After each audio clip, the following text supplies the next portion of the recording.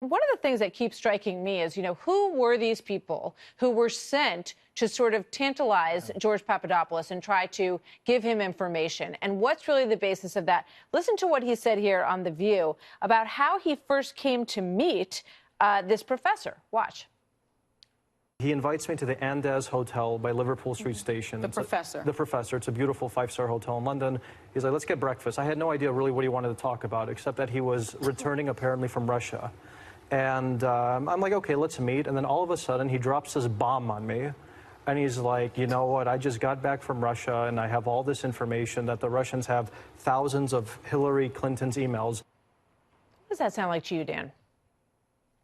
Sounds to me that George Papadopoulos was part of not a collusion narrative with the Russians, but a setup, Martha. There are three key interactions here.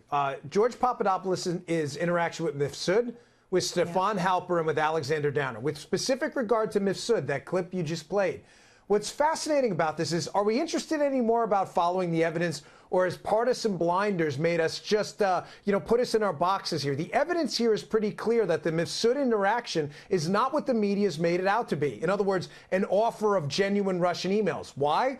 Because Papadopoulos himself has told us multiple times, and no evidence has been produced to refute this, Martha, that there was no offer of emails, that was simply a statement. However untoward it may have been about him having Russian emails, that's fine. But no offer, according to Papadopoulos, and no evidence has come up to the contrary, was apparently ever made at all. And one more thing on Mifsud, Martha.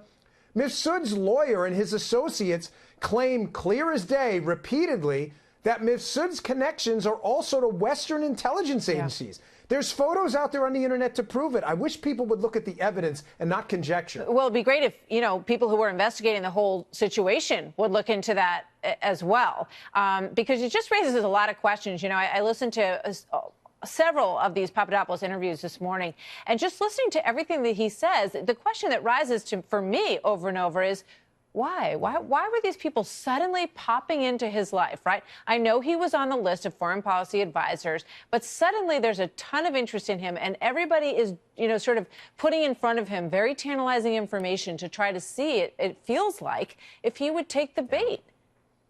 Yeah, well, that's a fantastic question, and there's an answer for that.